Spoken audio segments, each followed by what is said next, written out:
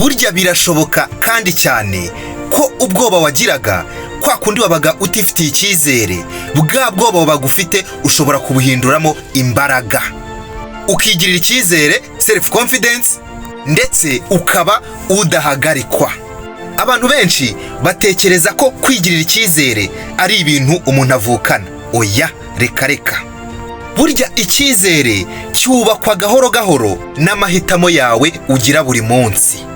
Kwigirira icyizere ntago bivuze ko nta bwoba ugira, ntago bivuze ko mu buzima bwawe habe n'akoba na gake ujya ugira, ahubwo byose ni ukuba ntuhagarare ubundi ugakomeza. Nicyo bita self confidence, kwigirira icyizere.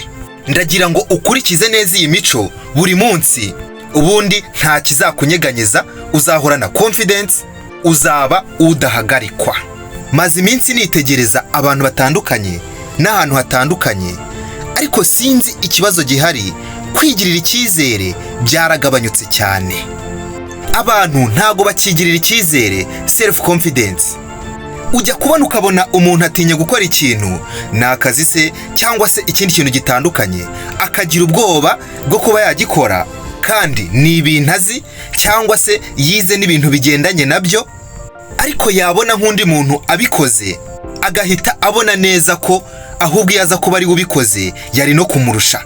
Ariko kuba atigiriye icyizere ugasanga bimubujije amahirwe, ugasanga bibaye ikibazo gikomeye cyane.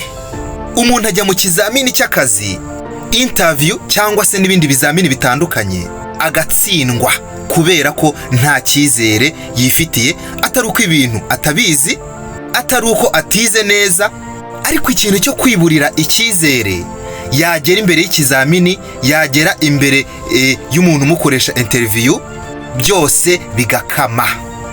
Urajya gusobanurira umuntu, wenda se ni umushinga ugiye gupresenta, ni ibikorwa ugiye kumubwira kubw'inyungu runaka wabigiramo, ukaba uri wenyine wabiteguye neza, nta kibazo cyari kirimo, ariko wajya kubivuga, wajya kubyerekana bikanga kubera ko nta cyizere wifitiye. Ayo mahirwe nayo akaba guciye mu myanya y'intoki.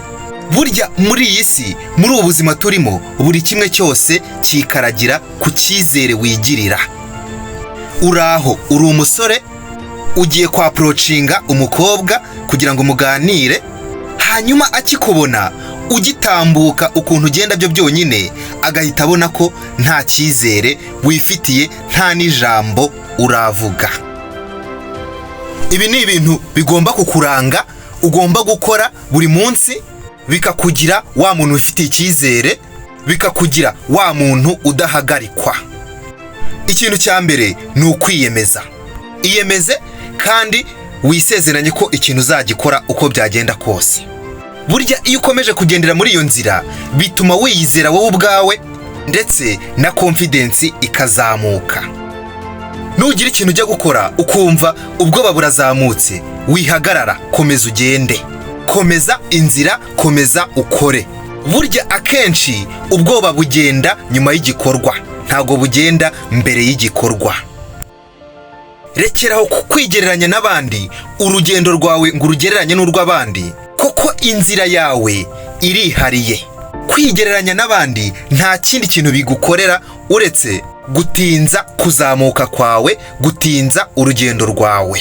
Wowe kora ibyawe mu buryo bwawe, nicyo cy'ingenzi. Ikindi kandi, menya gushyiraho uruzitiro ku buzima bwawe.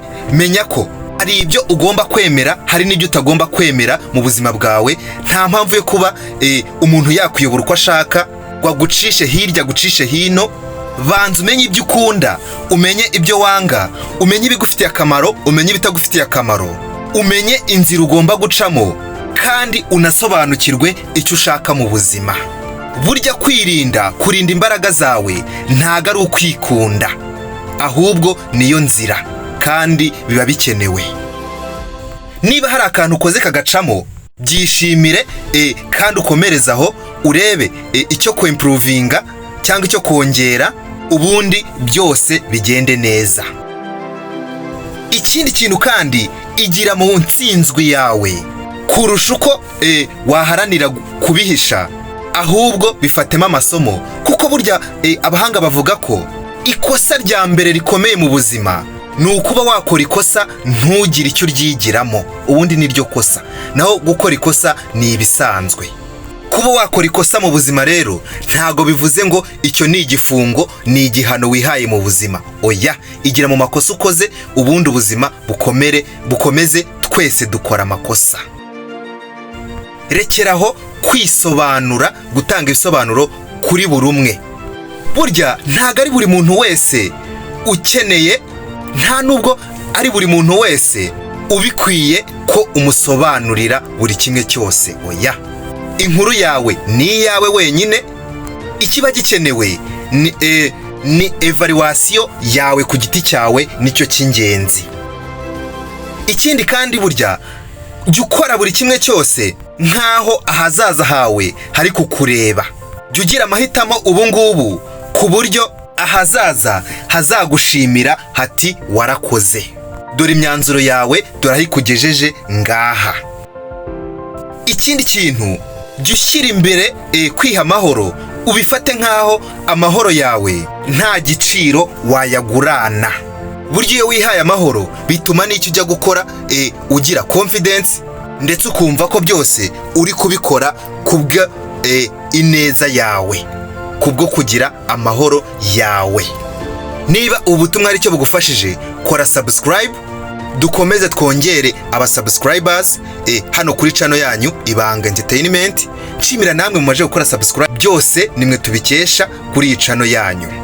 Kora like kandi kugira ngo ibintu byose bikomeze bigende neza, dukomeza twungurana ibitekerezo, nkuko nabibasezeranyije ko iyi channel izajya ivuga ubuzima tunyuramo bwa buri munsi n'uburyo twabwitwaramo, twiyungura ubumenyi, ubwenge bugiye butandukanye, kugira ngo byose bikomeze bigende neza. Ciao, reka duhure mu kiganiro gikurikiye.